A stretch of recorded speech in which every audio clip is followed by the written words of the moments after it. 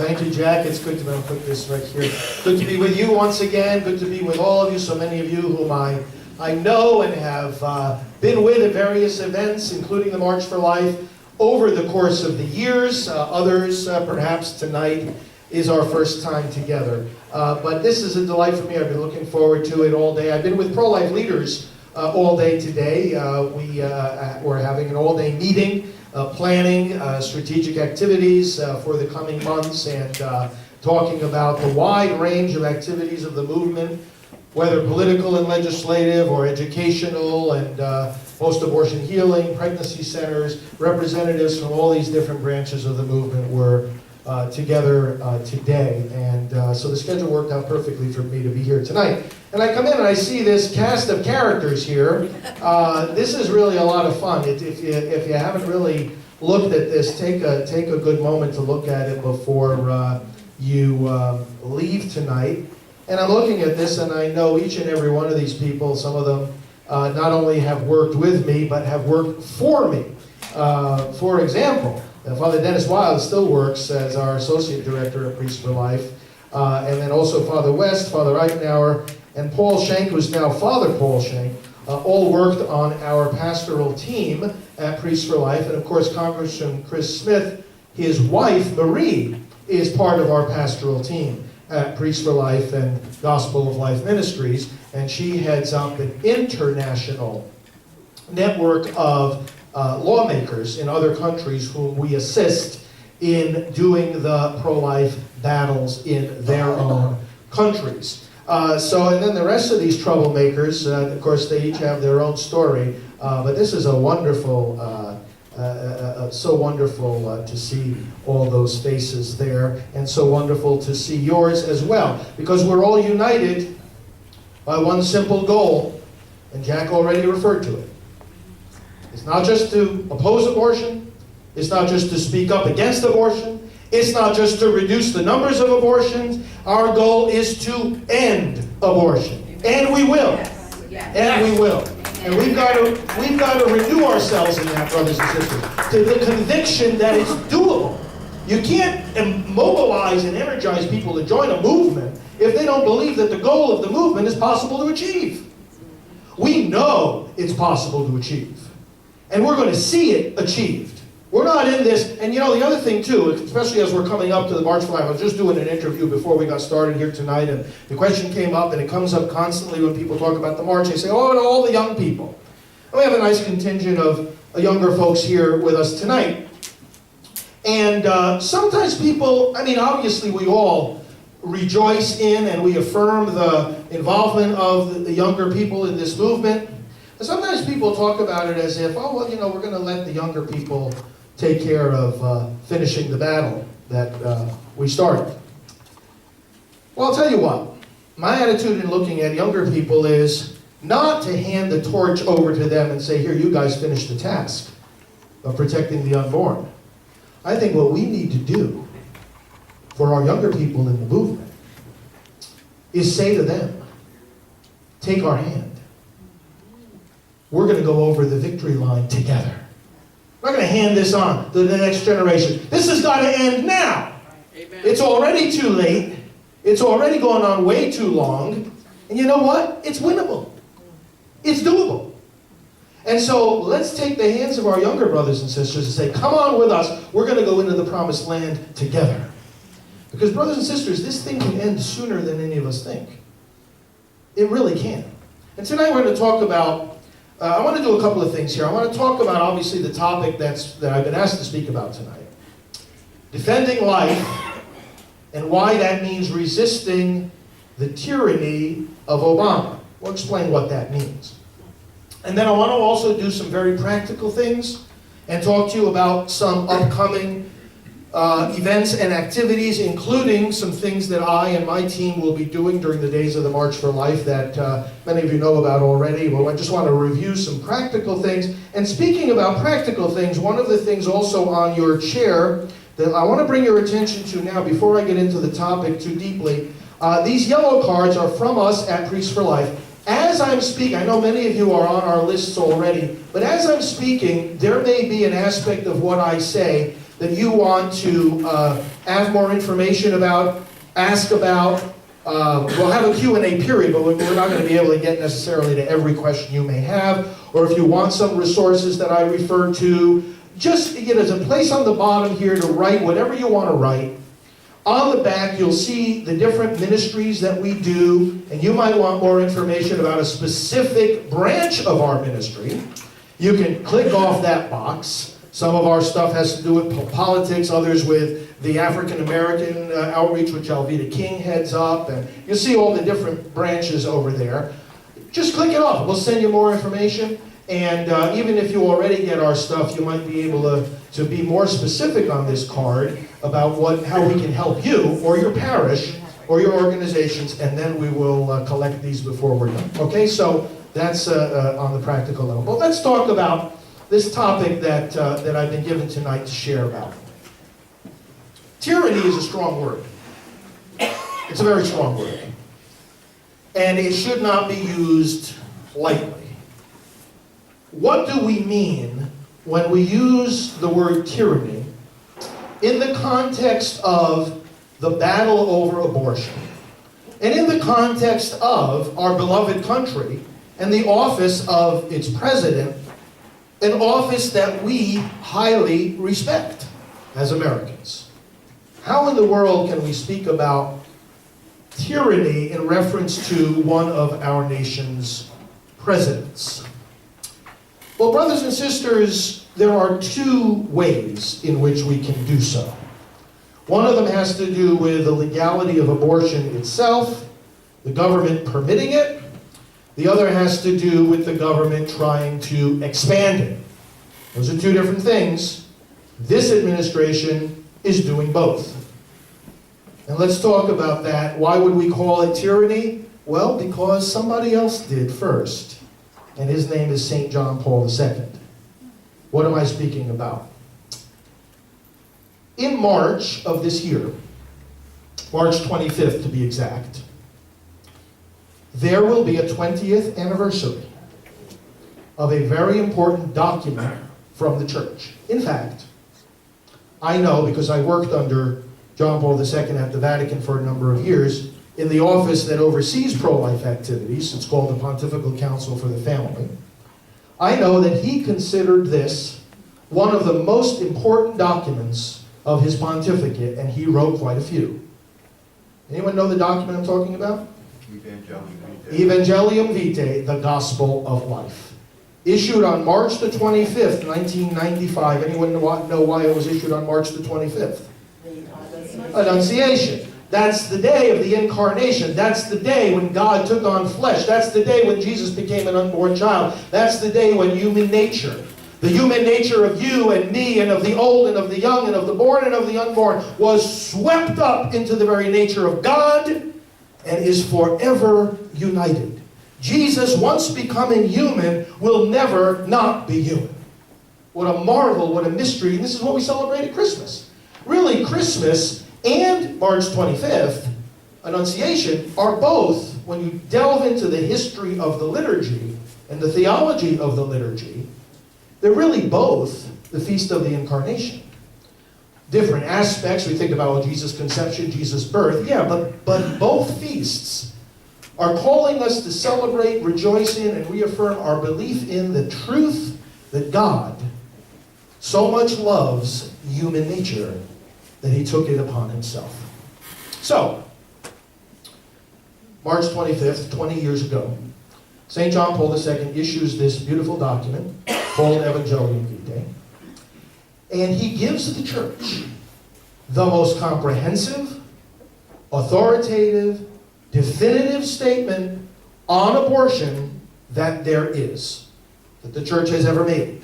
The document came out of a consistory of cardinals that met a few years beforehand to discuss, as consistories of cardinals do, key issues of the time, and they discussed threats against human life, and as a result of that consistory, this document began to be created, and John Paul II himself brought it to completion. In that document, one of the things that is dealt with, it talks about abortion from so many different aspects, including, by the way, something that if you follow our ministry, you know what we are heavily involved in. The mercy, the healing, the forgiveness after abortion. All right? And I want to talk a little bit about that as we go along here tonight. But in Evangelium Vitae, section 99, the Pope speaks directly to those that have had an abortion and urges them to trust with confidence in the mercy of God and to entrust their aborted child to the Lord and to turn to the help of those who can help them, and even after they find healing, to become, and he says to them, you can become among the most eloquent defenders of everyone's right to life. And so what will we see week after next at the March for Life? One of the things we will see is the Silent No More men and women, and that's our campaign together with Anglicans for Life, the Silent No More campaign, whereby these people who have all come through healing take up that challenge of John Paul II to become eloquent spokespersons for life, because they stand before that crowd and they stand before those TV cameras and they stand before the world with great courage and great humility, holding signs saying, I regret my abortion. And the men saying, I regret lost fatherhood. You know, a man can't have an abortion in his body, but he can have an abortion in his soul. Men commit the sin of abortion every time they choose it. Every time they say, that's what we should do. Let's go do that. Or you have to do that. And of course, a lot of men suffer because they didn't want it to happen, and they couldn't stop it. So we have the women, we have the men, and this year we're going to have siblings and aunts and uncles and grandparents. We're going to have people standing there who were former abortionists holding signs saying, I regret performing abortions. It's going to be very, very moving. We'll come back to that in a moment. Evangelium Vitae talks about this, talks about various aspects of the abortion issue. But pertinent to the topic of this tyranny is section 20 of the document. You know what he says there? You know, a lot of times we think about abortion as a bad policy. We're coming to Washington to the March for Life so that we can oppose the bad policy or the mistaken decision of the Supreme Court that legalized abortion. Well, all that is true. But you know, there are many bad policies, there are many poorly made decisions of many different courts that nevertheless carry legitimate authority. There are a lot of legitimate laws that we might not like, and that maybe after an election and a change of power in a particular legislative body, that law or that policy gets rescinded and replaced by a better one. Okay, well, that's what this process is all about in America with lawmaking and lobbying and so forth.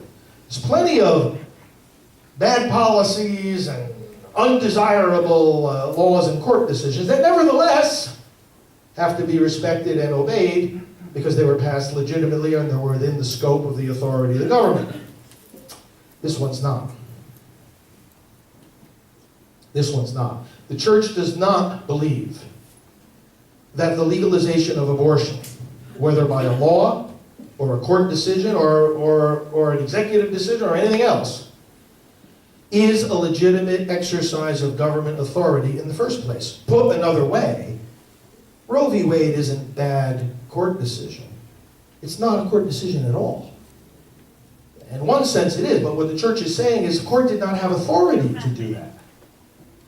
Laws reaffirming Roe v. Wade, it's not that they're bad laws. The church is saying they're not laws at all. A law is not an act of violence. Something that legitimizes abortion or permits it is an act of violence, not a law. You know what that means? It doesn't have to be respected and it doesn't have to be obeyed. In fact, it must be resisted. It must be resisted. Yes. Absolutely resisted. It has absolutely no claim on our conscience. It has no claim on our obedience. Sometimes people say, yeah, but the law is not forcing anybody to have an abortion. So how is it that you don't obey something that's simply tolerating something rather than commanding you to do it? If the law were to say to us, you have to participate in abortion, you have to perform abortion, you have to encourage abortion, well, then it's easy to see how you don't obey that. You simply stand up and you say no. And no matter what the consequences are, you do not cooperate with that. But it's a little bit more complicated than that, because it's not a policy that says you must do this. It's a policy that says you must allow this. Well, you know how you disobey that? In the following way. If the law is saying, when someone else goes to have an abortion, that's legal, what it's saying to you is, you can't stop that. You can try to persuade, you can try to influence, but ultimately, you cannot stop that from happening. And therefore, put in another way, what the law is saying to us is, you can only love that unborn child so far, and then you must stop. You can only go so far in your love for that unborn child. And we say, you're not going to put a cap on our love. You're not going to tell us we've got to stop loving or intervening for our unborn brothers and sisters. We are going to do everything we can to save that life, and there is no point at which we're going to stop loving and intervening to save that life, no matter what consequences the law or the court are going to put on us. That's the stance of the Christian in the face of injustice. And we saw it in the apostles. See, some people think we go too far with all of this, but I like to ask those individuals, especially if they claim to be Christian or claim to be Catholic, how far would you go if a law were passed saying that you could not participate in the Mass? Would you obey that? Oh, sorry, I can't set foot in that church because they're going to have Mass there. Heck no. You run into the church. That's what you do. You run in, you don't run out, you don't stay outside. If the law ever said that you could not participate in the Mass, what would you actually do? It's an interesting question. And it's not outside the realm of possibility. There's people right now facing that very thing in various parts of the world. So, brothers and sisters, here we are essentially dealing with the same question. Here we have a policy that is allowing our unborn brothers and sisters to be slaughtered, and we're expected to stand back and do nothing and say, oh, well, the law only says I can only go so far. It's not a law. Oh, but Roe v. Wade says this. Roe v. Wade doesn't have the authority of the paper it's written on. And this is where we have to recover that original sense of what the apostles meant when they were told not to do what? Preach in the name of Jesus. They ate and drank with him after he rose from the dead. You sit with somebody who came back from the dead, you're not going to be afraid of anything. And so these apostles say, we cannot help speaking of what we have seen and heard. And then they said to them, oh, you're going to whip us? You're going to throw us in prison? We will obey God rather than man. Now we have to be careful when we say, well, the Lord told me to do this, and the Lord told me to do that. Because if we're not careful about discerning that, we have absolute chaos, both in the religious and the civil order, because anybody can end up doing anything and claim that the Lord told them to do it. Unfortunately, many of the acts of terrorism that we witness are based on the same assertion. God told me to do this. God told me to do that. So this cannot be based purely in some kind of subjective assertion or belief that, oh, God is telling me to do this, that, or the other thing. In Christianity, in Catholicism, we base our stance on reason and faith together. And when it comes to the abortion question, it's more reason than faith. Now, faith reinforces everything we say about pro-life. Of course it does. That's one of the things, like Jack mentioned about this book of mine.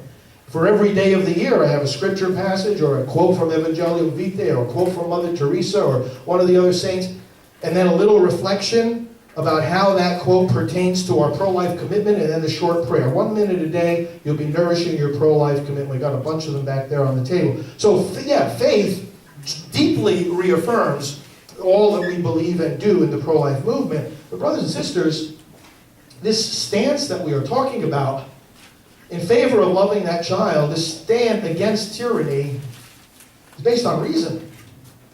The human mind can see, just when you ask the question of what an abortion is, the human mind can see that it's wrong. Tearing a baby apart, tearing off the arms and legs, crushing the head. You know, Mario Cuomo was recently laid to rest. In the days of Cardinal O'Connor, he clashed with the former governor of New York. So did I. Whereas in the years that I was first getting involved in public pro-life work myself, and boy, we had a lot of things to say about Cuomo's assertions about being a Catholic who personally agreed with the church, but in his professional life he could not impose on the public the beliefs that we hold as Catholics. What nonsense. Our position in reference to the unborn children and the laws on abortion has absolutely nothing to do with imposing any beliefs on anybody. It has to do with protecting people despite others' beliefs. In other words, you don't have to believe anything, according to the law, you don't have to believe anything about the person sitting next to you. But if you try to harm or kill that person, the law has something to say about it.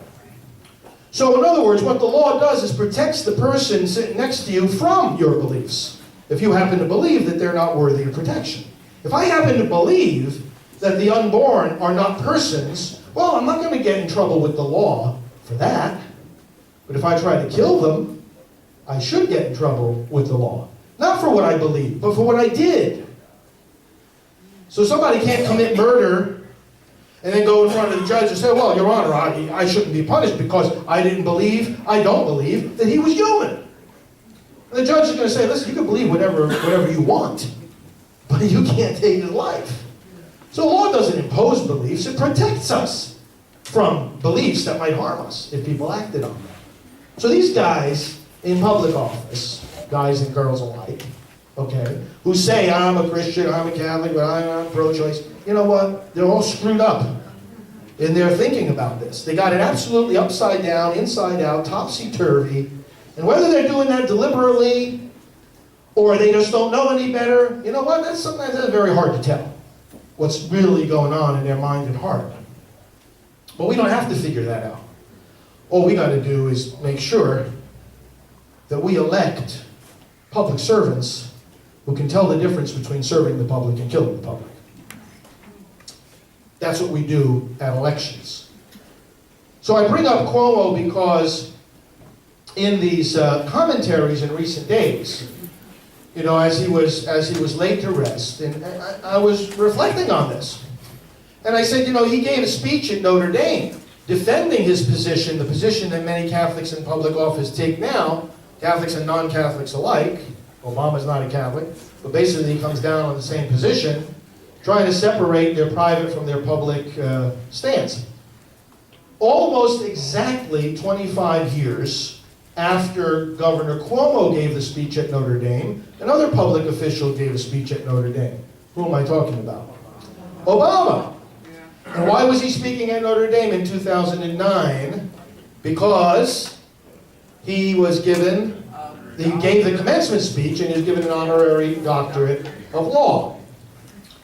Well, some of the senior class called me up a few months before graduation. Father Frank, can you come to Notre Dame for our commencement? We want to have an alternate commencement ceremony because we're not going to go to listen to Obama. Wow. And so, fortunately, that particular weekend, my schedule was open. I went up to Notre Dame, and on a beautiful spring day, we had an alternate commencement ceremony at the other side of the campus at the same time that Obama was speaking and being applauded and spewing out all kinds of illogical nonsense about abortion and public policy. We were in the grotto of Our Lady saying the rosary. I gave a pro-life meditation on each of the mysteries, and on their graduation caps, these young men and women had the image of the precious feet of the 10-week baby in the womb. And we celebrated life. And we did that in a very positive way. They weren't standing there with bitterness and anger. They were standing there saying, this is who we are as the graduates of Notre Dame. This is what we stand for as Catholics. This is what we stand for as Americans. So we had a beautiful, beautiful day. But you know, if you take the text of President Obama's speech at Notre Dame, and you take the text of Mario Cuomo's speech at Notre Dame 25 years earlier, there are some words that you will not find in either of those speeches. Words that express exactly what abortion is. You will not find the word procedure. You will not find the word forceps. You will not find the word blood, dismember, decapitate, suction. How come those words aren't in those speeches? Are these supposed to be speeches about abortion? How come when those who defend abortion say they're talking about abortion, they never talk about abortion? That's what I want to know. Because they don't. They're not talking about abortion. They're going to talk about philosophy. They're going to talk about constitutional rights. They're going to talk about freedom. That Obama was talking about, faith necessarily admits of doubt. And he was trying to relativize the whole thing. You can be pro-life, you can be pro-choice, and really not, you know. Tell me what you're talking about, please. See, this is the problem I have. Tell me what you're talking about, because I don't know. That's why one of the favorite projects, and again, as I say, various of these guys have worked with me. We walk the halls of Congress. We'll take the whole team in. One time we took into, now he's going out of office, but pro-abortion, another pro-abortion Catholic in the Senate, Tom Harkin from Iowa. So I took 25 priests into his office. You know, in those Senate offices, you've been in the Senate offices, they're pretty big offices. A complex of offices. So I come walking in the front door, and the receptionist there looks up, and okay, you see a priest walking in. And then she sees a second one, and a third one, and a fourth one. And before you know it, everybody's sitting there in the office just looking up with their eye. It looked like there was the second coming or something. So what is going on here? And all these priests, I would like to see the senator. Oh, the senator's not here. Well, you better let us see somebody, because we're not leaving until we do. And so they had us sit down with his top legislative aide about abortion. And that was one of many visits that we made. At other times we came back with a smaller group. But we went to the offices of the most pro-abortion members on the Hill. And you know what we asked them? We took the diagrams, and you'll see them on the table back there. The diagrams of the abortion procedure, where you see the words forceps and blood, and, you know, decapitate and dismember. Those are words used by Warren Hearn in the medical textbook Abortion Practice about how to do an abortion. So that's not us talking. This is the abortionists themselves, the language that they use to describe the procedure. So we bring these diagrams and these quotes in, and we said, listen, we're not here today to argue about Roe v. Wade. We're not here today to talk about philosophy or theology or even law. We're not here to advocate for or against any particular legislation. We're not even lobbying here today. We're here to ask one simple question. When the senator says the word abortion, is this what he means? You like that question? Yes. Because all we're trying to do is see whether or not we're talking about the same thing. Because we've got a diagram here, we've got quotes here from medical textbooks telling us that abortion is dismembering a baby. When the senator talks about abortion, is this what he means? Or does he mean something else? Just a very simple question. Do you know how many of these offices we went into, and the top legislative aides for these men and women of the Senate could not answer the question? They said, we don't know. And so I'm sitting there in front of them, and I said, you mean to tell me that you're the top legislative aide on the topic of abortion, and you don't even know what the senator means by the word? I'll tell you what, friends, it's a powerful approach to take. Each and every one of you can do this. And not just with politicians, with your friends, with your neighbors, with your pro-choice family members, with people in academia, with professors, anybody. who takes a position that they think abortion's okay. All right, well, listen, I'm not going to argue with you about whether it's okay or not, whether it's right or wrong. That's not even the discussion. The discussion is not whether it's right or wrong. The discussion is not whether it should be legal or illegal. This discussion that I'm talking about here is, what do you mean by the word? You know what? I'm convinced that is where we win or lose the debate, right there. Before we win or lose before we even start debating, because you have to understand what you're talking about. Once we establish what we're talking about, we've got the American people. We've got them on our side already. They have enough of a conscience. Enough of them have enough of a conscience to reject this when they are allowed to face what it is. Now, go back to the question of tyranny. Isn't that a strong word? Well, first of all, it's going to seem like a very strong word if what you have in your mind when you hear the word abortion is a much more benign, diluted thing than what the reality actually is. So what I'm arguing is, and I know Defend Life does, and Jack does, and these wonderful people do, and so many of us around the country do, we're arguing is that America will not reject abortion until America sees abortion. We have got to establish the starting point. What are we talking about? Now, once we do that, then one can begin to understand that maybe we have a basis here for using some very strong language. But then the other point that comes in, again, is what St. John Paul II wrote in Evangelium Vitae number 20. What he says there is this: a state legalizes abortion, and it has no longer become the common home where everyone can find protection. Instead, it has now become a place where the strong can kill the weak, and the weak have no recourse. You know what he says about that? He says three things about that. First of all, he says, some call this freedom, but it is the death of freedom.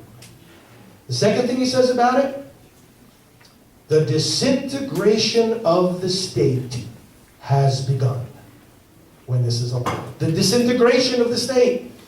Notice, he's not just talking about a bad policy decision, a bad law, one issue among many. This is not one issue among many. This is everything. It's the foundation and the heart and core of every issue. It's the disintegration of the state itself. And the third thing he says about it is what I already told you. It creates a tyrant state.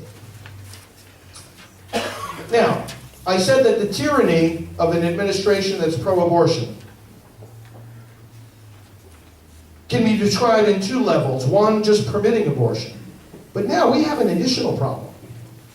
This government administration is trying to expand it. Not only is it trying to expand abortion, it wants us to cooperate in that expansion. And we don't even have time tonight to talk about all the different ways that it wants us to cooperate in that expansion, but I'll tell you one of them. It wants practically every employer in America to cover abortion-inducing drugs and contraceptives in their health insurance policies. And this affects so many of us. It affects me at Priest for Life. And all the people that we employ, we have about 50 employees on our team. And we provide them health insurance. And the Obama administration, several years ago, came out with this mandate from the Department of HHS. This is a direct result. This flows directly from Obamacare. By the way, when the Congress voted on Obamacare, you might remember when the House had the vote, it was a Sunday afternoon that they scheduled the vote for back in March of 2010. And so the church-going members of Congress, of which there are many, said, no, they came, but they said, we're going to have church right here on Capitol Hill. So they went into Statuary Hall, and they had church. And several days before, when they decided to do this, again, I got a phone call from one of the members of Congress. Father Frank, could you come down and give us a sermon? I said, I'll be right on that, Acela. I went down there and I gave them a sermon. And I told them, I said, listen, Jesus Christ has transformed our politics. The very reason that you're sitting here today as representatives of the people is because Christianity has transformed politics into a representative form of government, because what it was before, in the pagan view of government, the people don't count. You've heard the expression, the law comes from the mouth of the king. The king gets up one morning and decides, well, this is going to be the law today, or this is going to be the policy. The people have no input into it, and they have no recourse against it. The law comes from the mouth of the king. The people's voice, the people's opinion, the people themselves don't count. But when Christ came, he taught us that we all have access to God. He taught us that we're all sons and daughters of God. He taught us that we could share the very nature of God. Well, then, the people count. And then authority has to recognize that. And therefore, authority becomes service. And that's what I told these members of Congress. Your only power is to serve the good of the people who elected you. Your only power is to respect and protect the rights, not that you gave them, but that God gave them, starting with life. So they passed this Obamacare legislation. I guess I didn't preach long enough, or hard enough, or to as many of them as I needed to. No, but the point is, no, they passed the legislation. So in that legislation, buried somewhere in those 2,000 pages of legislative text, was to grant to the Secretary of HHS the authority to make these requirements in health insurance plans. And so, shortly thereafter, they created this list of services that would have to be covered by, as I say, practically every employer in America. And when we saw this list and it said contraceptive services, abortion-inducing drugs, you know what we said? We will obey God rather than men. We're not going to do it. And of course, we were one among many different groups and leaders and employers who were looking at this, and they were coming to the same conclusion. And so, what do you do when the federal government has a policy that you say is unjust and against your conscience? Or you, among other things, you introduce a federal lawsuit. And so the lawsuits began to be introduced at the beginning of 2012. Ours, I'm happy to say, was the fourth of what became close to 100 different cases. Ours was the fourth. Right after EWTN was the third. We were practically introduced our lawsuits on practically the same day. And what did we say in the lawsuit? We said that this requirement violates our religious freedom, because religious freedom is protected by federal law. In fact, President Clinton signed into law the Religious Freedom Restoration Act, which gave additional protections. And when we talk about religious freedom, we're not just talking about you can go to whatever church you want. What we're talking about is not just how you worship on Sunday, but how you conduct your business affairs on Monday, and how you do everything else you do 7 days a week. And we said, listen, you require us to do something that is violating a tenet of our faith. And again, it's not subjective, it's objective. The fact that it's a teaching of the faith, that we cannot facilitate abortion-inducing drugs or contraceptives that somebody else might use, is not something we made up. It's a teaching, it's an objective teaching of the faith. So we said, no, we're not going to do that. And we're asking you to overturn this mandate. And so that lawsuit is still in progress. Originally, the court ruled against us. We appealed to the Circuit Court of Appeals in D.C. They recently ruled against us just this past November. So now that was a 3-judge panel. So now we're appealing to the full court. And if they rule against us, we're going to appeal to the Supreme Court. And no matter what the courts do, Supreme or otherwise, we have said already to the government, we have said to the public, we will not obey this mandate. Yay. Absolutely, in no way, shape, or form. We don't care what the government does. You want to come in and arrest us? You want to take us to jail? You want to close down our organization? You want to fine us? First of all, we're not going to pay 1 penny. Primary reason, because we don't have it. We don't have the money. We're not going to pay 1 penny of fines, because it's unjust to begin with. If the law that you're trying to uphold is unjust, then so is the fine. And secondly, we're just not going to obey it.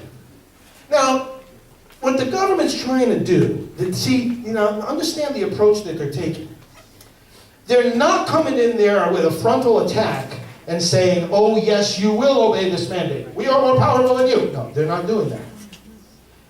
They're trying to take the opposite approach. They're trying to appear to take the opposite approach. Because now they've created an accommodation.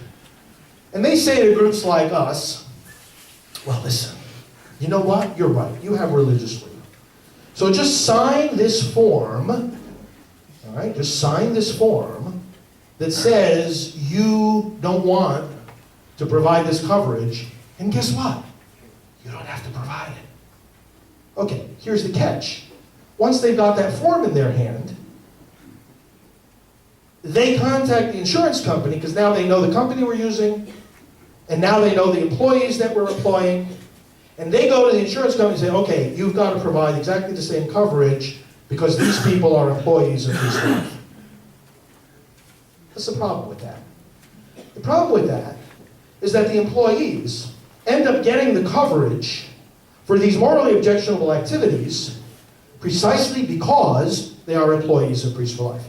So we are still put in the position of cooperating in this big scheme of the government to expand access to abortion through these abortion-inducing drugs. And our response is very simply this. We cannot cooperate with this plan in ways big or small.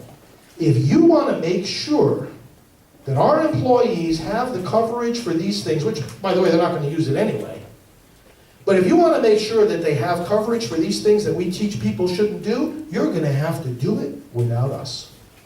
Certainly, they can find out who our employees are. Certainly, they can find a way. If these employees want the coverage, let them raise their hands, let them go to some kind of website and sign up for it. Let them write the letter. But we're not going to write the letter that in essence then triggers the reality that these people have coverage for this activity. This can become rather a fine point. And some people might say, you know what, Father Frank, you guys are making way too much of a big deal about this. Sign the darn form. The form says you object. Sign the form, no big deal. You know, remember the story in the Old Testament from the book of Maccabees about, what was his name, the old man who they said, well, the Greeks had taken over, and they said, eat this meat, eat the pork, and he said, no, we're not allowed by our religious law to eat pork. I said, well, yeah, but you don't want to, it's just a small thing. And here's what you do. Take some meat that isn't pork, so you won't actually technically be violating your conscience, but make them think that it is, and then go there and eat it, and then they'll be satisfied, and so will you, and everybody goes home happy. And he said, I will not go home happy, because now many people, including the younger generation that I'm trying to raise up in the faith, will think that in my old age, I violated the faith of my forefathers. I will not do it. Now, is eating a little piece of pork or signing a form, both of them simple, small acts that are done in 2 seconds. Or better yet, the early Christians, when they were persecuted by the Roman Empire. The Roman Empire was very tolerant. But this Christianity movement was growing strong, and they wanted everything to be in order. So they wanted to make sure that everybody showed their allegiance to Caesar. So you remember the ceremony that Christians were asked to take part in. Just took a few minutes. Take a little pinch of incense, throw it on the fire, and say, what? Caesar is Lord. Doesn't take much time, doesn't take much energy. Can a Christian say that? So you see, it doesn't matter how big or small the action is. Some people are looking at this, and the judges are saying, oh, this is ridiculous. This is not a substantial burden on your faith. All you're doing is signing a form. And to me, what echoes in my mind is, this is not a burden against your faith. All you're doing is eating a piece of pork. This is not a burden against your faith. All you're doing is throwing a pinch of incense on the fire and saying, Caesar is Lord. It's not how big the action is. It's what it means. Am I ultimately loyal to Jesus Christ or not? The government is wrong on this, and I believe that, even though we're not going to obey it anyway, I believe that we will be vindicated in the courts, because religious freedom is just too deep. It's too deeply rooted in the soil, in the heart and the soul of America to be thrown out the window like this. Not that we can't lose it if we're not vigilant, but we're being vigilant, and so are countless others of our fellow citizens, and so are you. And that's why we're together in this. And brothers and sisters, that's why we're also asking for your support, for your involvement, for your prayers. We're all in this together. We don't want people looking at Priests for Life and saying, oh, isn't that great what they're doing? We want them looking at us and saying, isn't this great what we're doing? All of us together. Because we need you. You need organizations like ours. We need the common witness that we give to each other. We need each other. And yet, don't be surprised when you realize you're part of a remnant.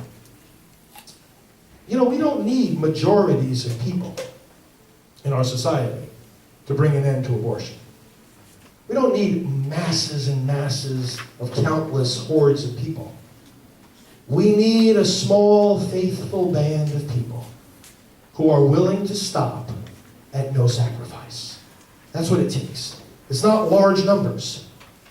It's small numbers that are willing to make large sacrifices. That's what we all need to do, and that's what you are doing.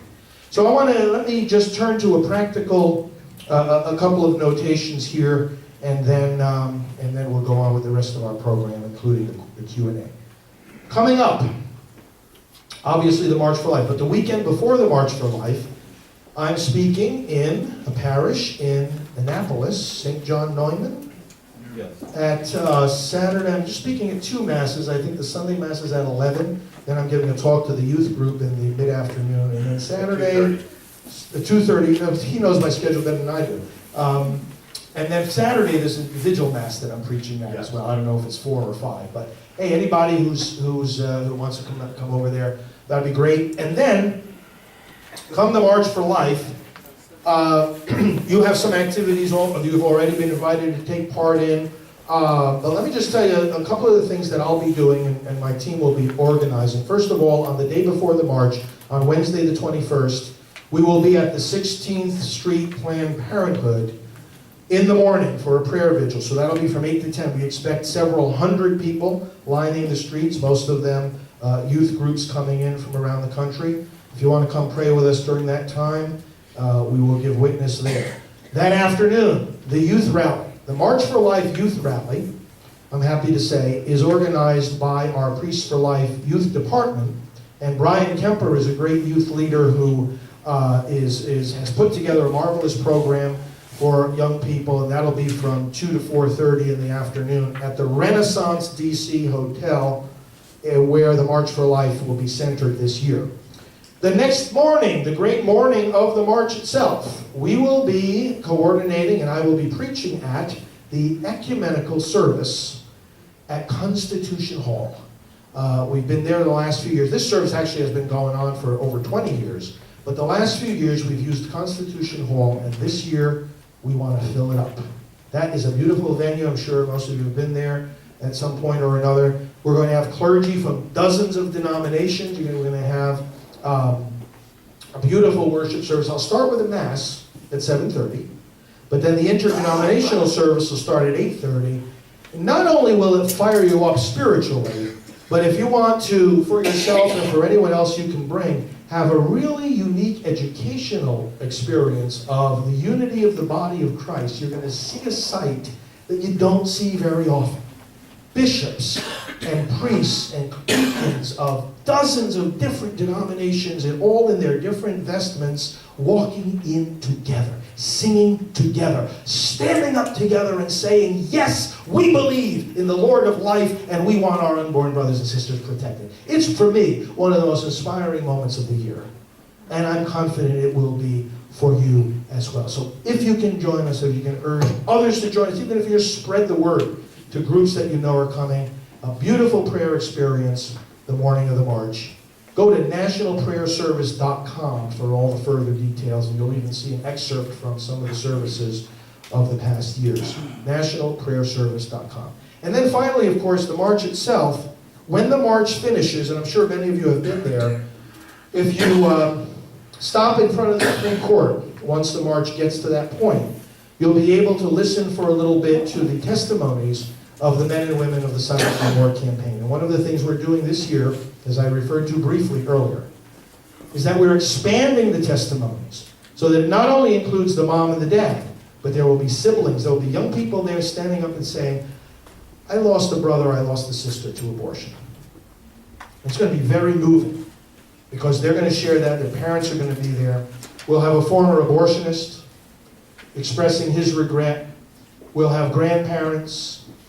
It's going to be a beautiful experience, brothers and sisters, of the healing of the whole family from abortion. It's no longer just a question of, oh, that mom, let's help her overcome her regret.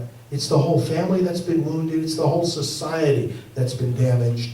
We all need healing. And you know who else needs healing? We do. Pro-life advocates who try to save lives, but fail. How about someone you counsel, maybe you're sidewalk counseling, or you're in a pregnancy center counseling, or you're talking to somebody, or trying to pass a pro-life law, elect a pro-life public official, and you know that if you fail, as we often fail, the lives are lost in the process. Well, you know what? We've got to grieve those lives.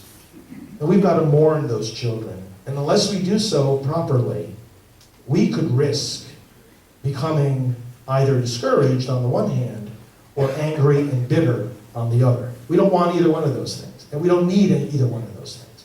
We need to renew our strength and move forward together to the goal, which, as I said at the outset, can be summarized in two simple words: end abortion.